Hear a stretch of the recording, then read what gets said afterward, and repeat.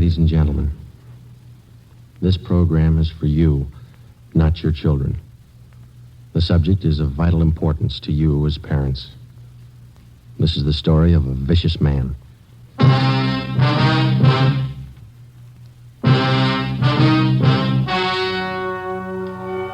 story you are about to hear is true.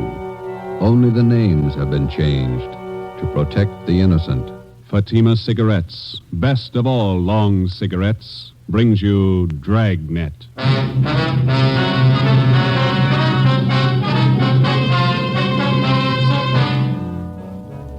You're a detective sergeant. You're assigned to homicide detail. 2 small girls are reported missing.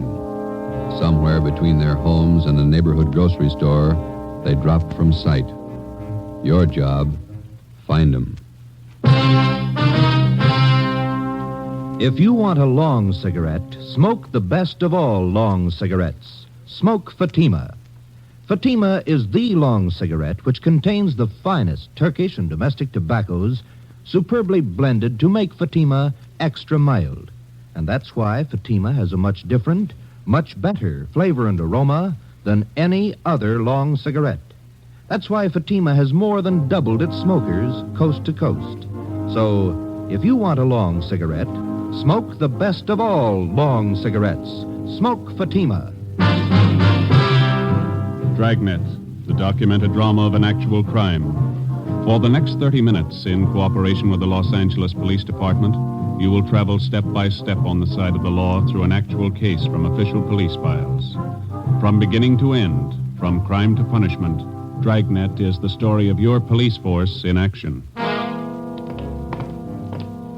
It was Monday, October 27th. It was cloudy in Los Angeles. We were working the night watch out of homicide detail. My partner's Ben Romero. The boss is Thad Brown, chief of detectives. My name's Friday. We were on the way out from Central Division. It was 16 minutes past 8 p.m. when we got to South Peoria Street, number 267. Sure gloomy out. Yeah, it's sultry. Looks like we're in for some rain. Yes, sir?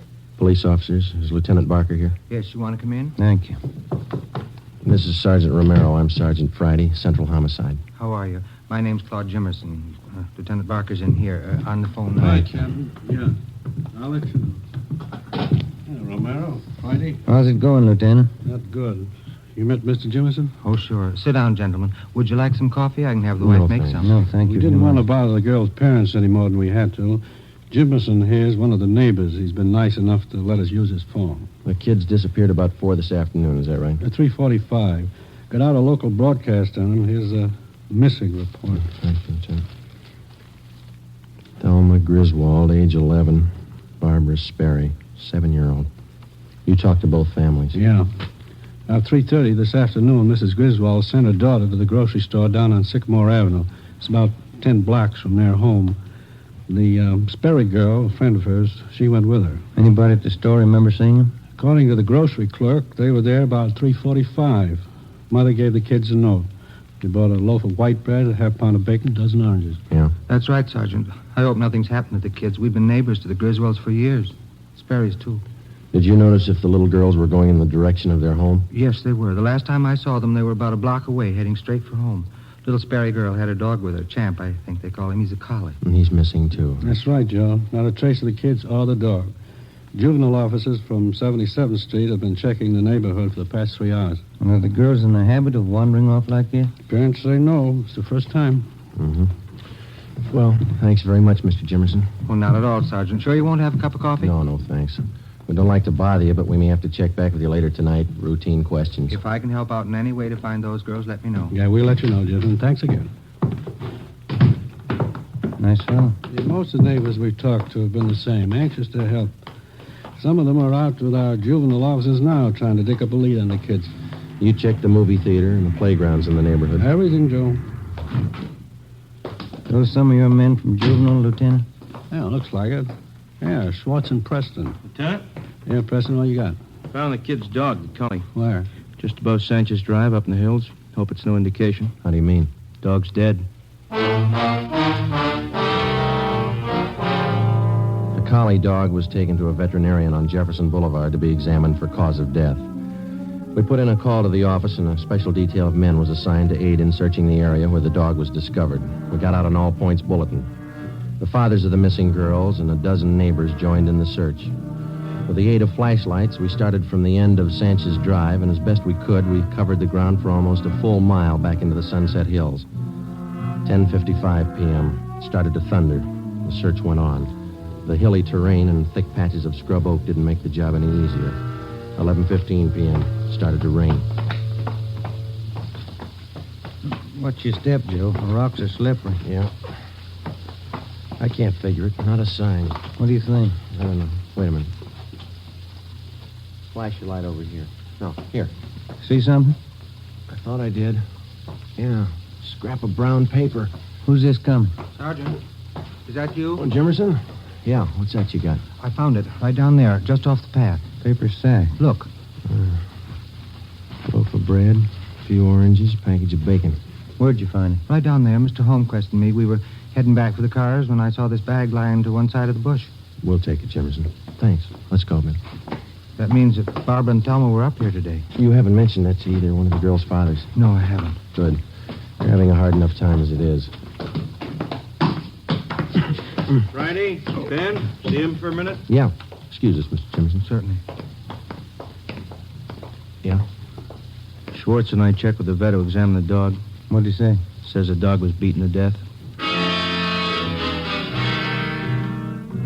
We made another attempt to continue the search of the Sunset Hills area for the two missing girls, but the heavy rain and the darkness made the job impossible. The rain had also destroyed the physical evidence at the spot where we had found the grocery bag. We went back to Jimmerson's house and called the office again. Another detail of men was assigned to be on hand to help in the search when it resumed at daylight. Chief of Detectives Thad Brown and Captain Harry Elliott of Homicide were notified of late developments. At 25 minutes past midnight, we started to retrace the steps of the two missing girls from the time they left their homes at 3:30 the afternoon before. We covered every foot of ground along the route which the girls reportedly took on their way to the grocery store. We got the grocery clerk out of bed and interviewed him again.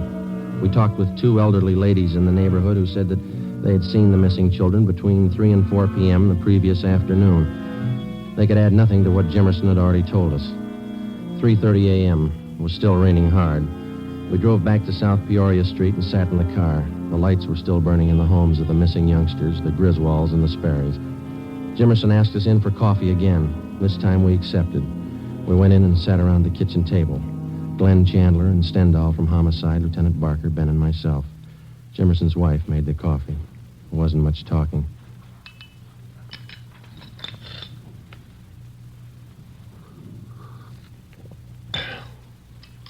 You want more coffee? Oh, yeah. Thank you, Miss Jimmerson. All right. Thank you. You want some more? No, thanks. It's fine.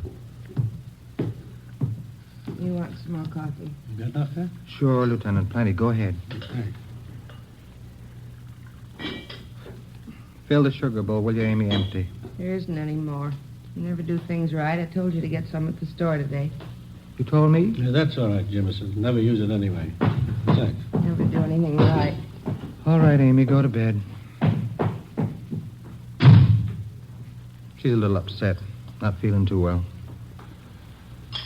Well, I guess we better be going, Jimmerson. Thanks. No, that's all right, Sergeant. She didn't mean you. It's this whole thing, I guess, got everybody on edge. There's still a chance they may be all right. How do we explain the bag of groceries we found back in the hills and the dog? If anybody's hurt those kids, we'll take care of him. Right here in this neighborhood, he'll get what's coming to him. Somebody at your back door. Oh, yes, I'll get it. Sergeant Friday here? Yes, he's here. Come on in. Sergeant. Hi, Tom. Hi. What do you got? Mr. Griswold, Joe. Says he'd like to have you come over and talk to him. Figures it'll make his wife feel better, all broken up. Sure. Come on, Ben. We'll be over at the Griswolds, Lieutenant. All right. Thank you for the coffee, Jimmerson. Not at all. If you get a chance, tell Griswold how sorry everybody is. We'll help all we can. Sure.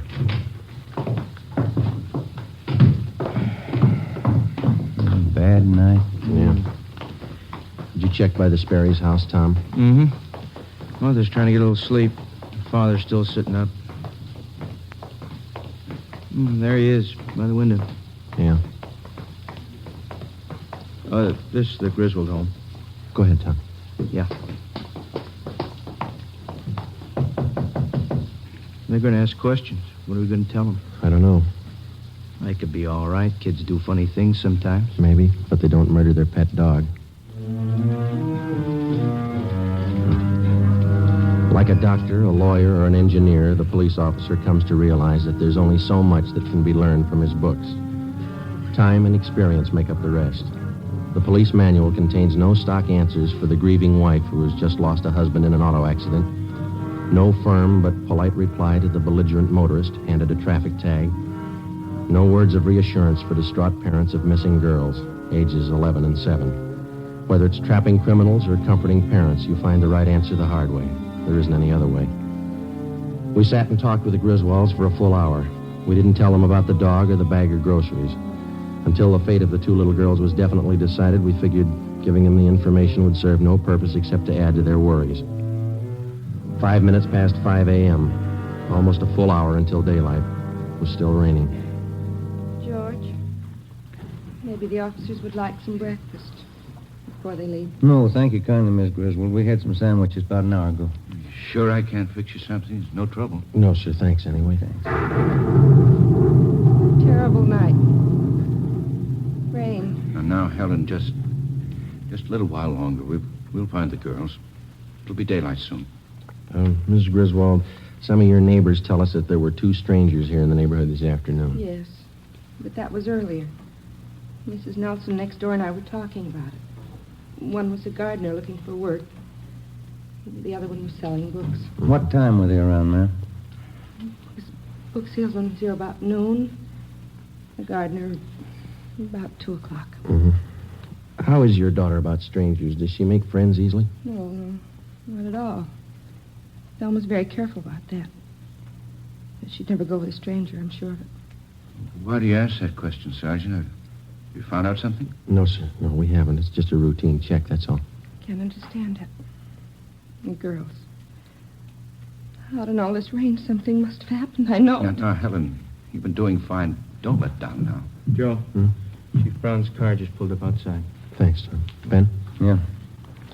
Thank you very much, Mr. Griswold, Miss Griswold. Well, thank you, gentlemen. Here, let me show you the door.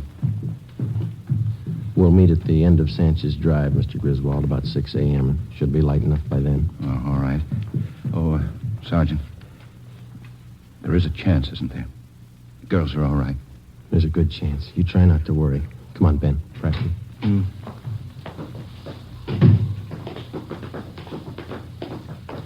Tom, you want to check with Barker again and see if any of his men have a line on the two men here in the neighborhood yet? Right. If you want us, we'll be in Thad Brown's car. All right, Sergeant. What time you got, Joe? 20 to 6. It's getting light now. Yeah. Let's get out of this rain. Gentlemen, you look a little wet.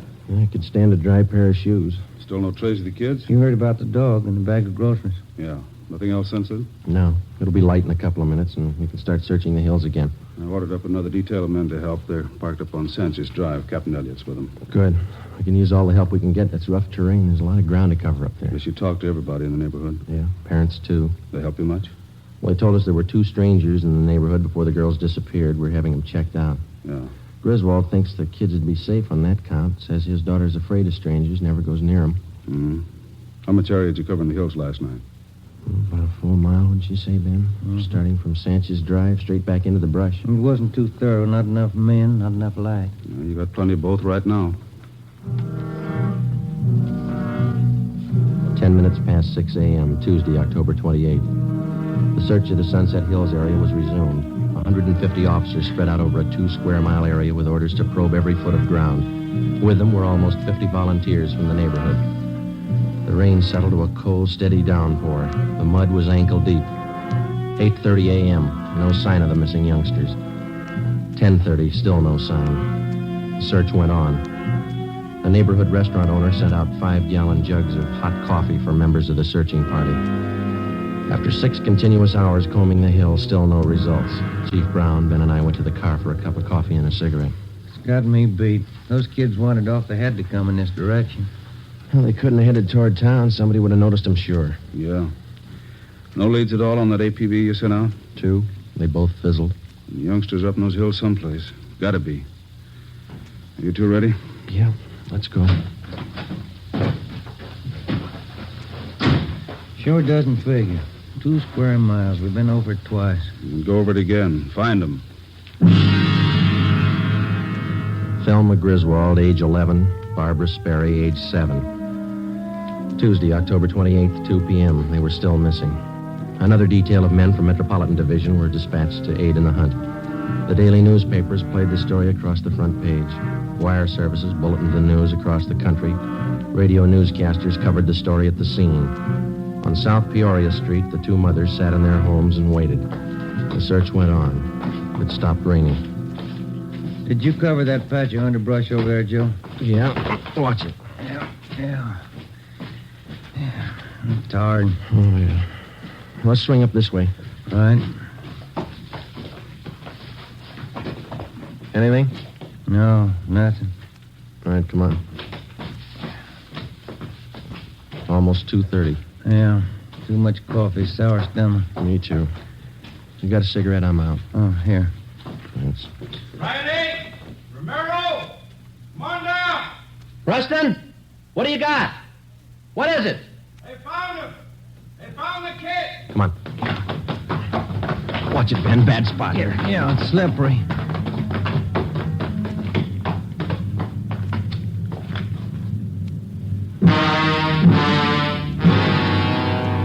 Thelma Griswold had brown hair and brown eyes, about 4 feet 6 inches tall. She had a bunch of wildflowers in her hands. Barbara Sperry had blonde hair and blue eyes. She held a bunch of wildflowers, too. Friday? Chief? Who found them? Jimmerson, some of the neighbors. Dear God. Preston. Yes, sir? Get something and cover him up. Yes, sir. Come on. Yeah. Been a cop 32 years and never seen anything like that. I hope I never do again. Must have been a maniac. Had to be. The law is kind, depraved. Anybody call the crime lab? Yeah, the area's been cleared. Family's been notified? Not yet. I'll have to tell them. Do you want to come along? No, that wouldn't be any good. 2 lives. What can you say? Whoever did it ran up a big bill. They're going to pay it.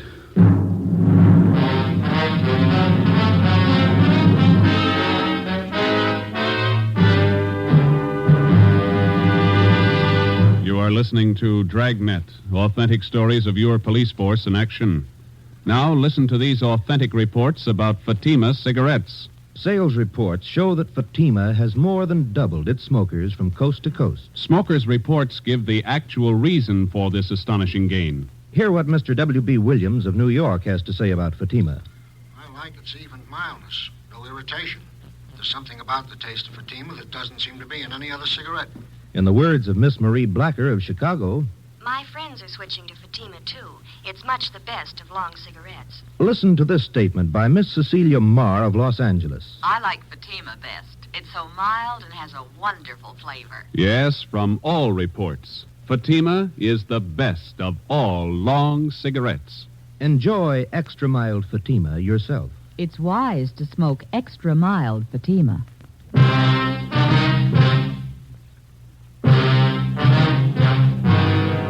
5 minutes after the bodies were discovered, the hunt for the psychopathic killer was underway. Lee Jones and his crew from the crime lab arrived and took pictures of everything that could possibly have a bearing on the crime. Physical evidence was hard to find. The heavy rain had destroyed any possible chance there might have been of finding footprints.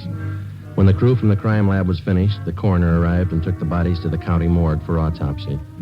An immediate roundup of all known sexual psychopaths in the area was ordered. They were taken into homicide for questioning. So were the people from the South Peoria Street neighborhood whom we had talked with previously. The questioning went on all through the night. Together with a half a dozen officers from homicide detail, we narrowed down the field. Wednesday, October 29th, 7 a.m. We checked in with Chief of Detectives Thad Brown. Gentlemen, you must be tired. Got a few hours sleep last night. Could use a few more. Sorry, we have to keep moving on this. Did you see the papers this morning? Yeah, they're like everybody else, crying too late. Someday people are going to learn you don't fool with these degenerates. You take precautions or you get the consequences. There's no in between. There's usual talk going around town. It's supposed to be all our fault, letting the psychos run loose. No, we don't make the laws, we enforce them. Till we get something to work with, laws with teeth in them, these atrocities are going to go on. Nobody seems to care. We pick them up, they serve a few days, pay a fine, and they waltz out of here. Nobody cares. Sure, pity them, don't cure them. Nature played a trick on them. Feel sorry for them until they kill a kid. It's not a firm law to cover them as they are. We have to wait till they murder somebody. We got a better law for mad dogs. We don't let them run loose till they bite somebody. Those two little girls ought to prove something. How are the parents making out? What you might expect. Shocked, hysterics. Excuse me. Brown speaking. Who? Send him in. Chandler, they finished questioning that bunch we brought in yesterday. Oh, Chief. Ben, Joe? How many possibles, Glenn? None. 4 we had left established airtight alibis. We checked their registrations, gave them their releases. Where does that leave us? We start from scratch. I don't think so, Chief. You got a hunch? A little better than that, Joe. I'm sold. What do you mean? You said the parents told you the little girls were afraid of strangers, wouldn't go near them. That's right. We got the same reactions from some of the neighbors we talked to day before yesterday. Yeah? Now we find out that all the known psychos in the area are clear, perfect alibis. When you figure the killer couldn't have been a stranger to the little girls. That's right. There were only 2 strangers in the whole neighborhood the day the girls disappeared, the gardener and the salesman. And both of them have been checked and cleared. Mm-hmm.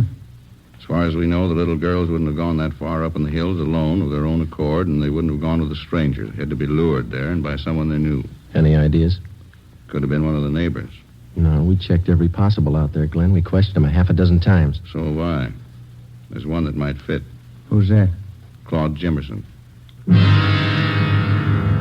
Glenn Chandler had been a veteran homicide officer before Ben or I joined the department. He was tall, quiet, and reserved. He had a good reason for everything he did, for everything he thought. The 3 of us sat down and tried to put the pieces together. Number 1, Chandler uncovered a point that Ben and I had missed completely.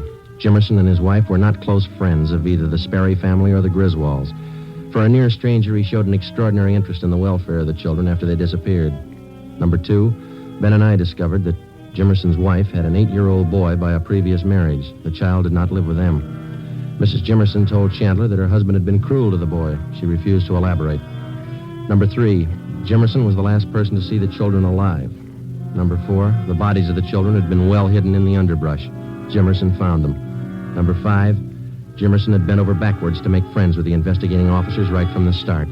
As any veteran officer can tell you, that's not the usual attitude. At 8:30 a.m., Chandler, Ben, and I left the office. We spent the day digging back 15 years into Jimmerson's life. We got back to the office just after midnight. Thursday, October 30th, 10 a.m. We checked in. Okay, Joe, all ready. Thanks. Come on, Ben. Yeah.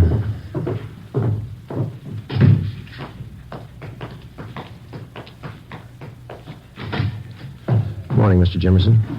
Oh. How are you, Sergeant? Glad to see you. Sit down. Sorry to bother you again. Not at all. Glad to help. Anything new turn up? Did you kill those 2 little girls? That's a funny thing to ask. Of course not. You know that. We ask everybody the same thing. Hope you're not offended. Oh, you kind of surprised me. I didn't know. Did you kill those little girls? I don't understand. I told you no. Of course not. It's a stock question. Routine. Did you kill them? Now, look, Sergeant, how many times do I have to tell you no? Sorry. You don't have any children, do you? No, we don't. No stepchildren? No. Why? Before you moved out to South Peoria Street, you and the wife lived out in West L.A., didn't you? Kelton Avenue? Well, yes. How'd you know? You recall a Mary Gibbs out there? Gibbs? No. 6-year-old girl. You were charged with molesting her. That was back in 1944. They were crazy. They never proved it. Before Kelton Avenue, you lived in Santa Monica on 10th Street. Is that right? Yes. It was an 8-year-old girl. Donna Honrath? That kid lied, too. She asked me to fix her doll buggy. I never went near her. What about your stepson? Why isn't he living with you? Why did your wife send him to live with her sister? Amy's crazy. I never harmed the boy. We didn't get along, that's all. He got on my nerves. You've had 4 jobs in the past 5 years. What were they? I don't know what you're talking about. You were a janitor at a grammar school down the south end of town, then a gardener at a children's playground. Then you were a shoe salesman, children's shoes. Then you worked at another grammar school. What does all this mean, anyway? What are you getting at? Have you ever been in jail? Once. 6 months. There was some trouble. What kind of trouble? I didn't know what I was doing. I was drinking. I didn't mean to bother the kid. Well? That's all, Jimmerson. Routine questioning. You can go now. Oh, thanks.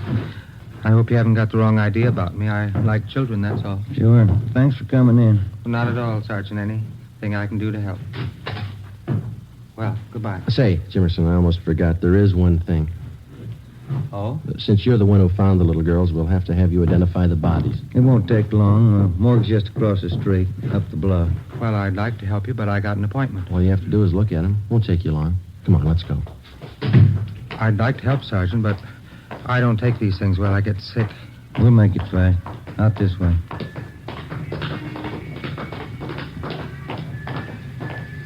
Raining again.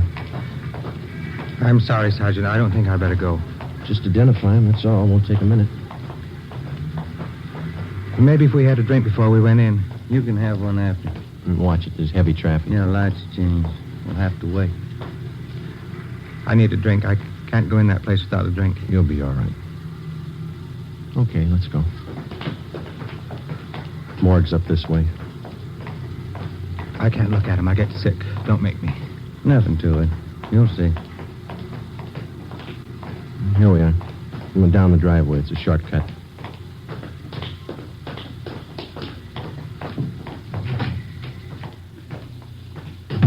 This way. Hi, Joe. Can I help you? Yeah, Archie. Those little girls. Thelma Griswold. Barbara Sperry. Oh, yeah. This way. Please. Right here, Joe. Yeah, Thelma Griswold. Uncover.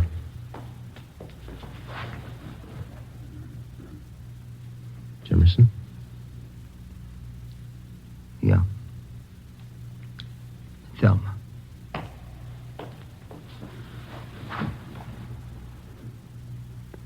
This one? Barbara. The little one. You killed him, didn't you? The dog jumped at me. She started to yell. Put my hand over her mouth. Then the other kid. I hit them. Too hard. They cried. Joe? That's all. All right. Huh? Let's go. It wasn't my fault. I like kids. They didn't understand me. Neither do I, mister. Come on.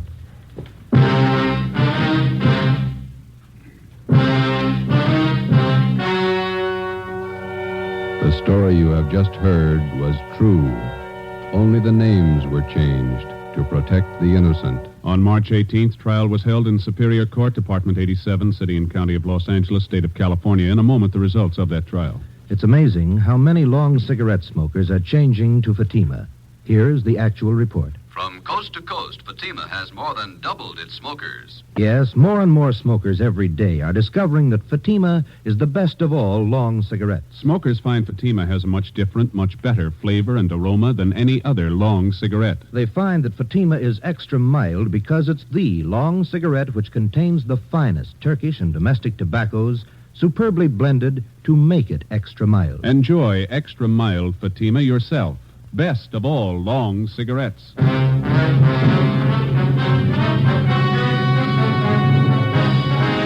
Claude Willis Jimmerson was tried and convicted of murder in the first degree. On April 23rd at 10 a.m., he was executed in the lethal gas chamber at the state penitentiary. You have just heard Dragnet, a series of authentic cases from official files. Technical advice for Dragnet comes from the Office of Chief of Police W.A. Wharton. You're tuned for the stars on NBC.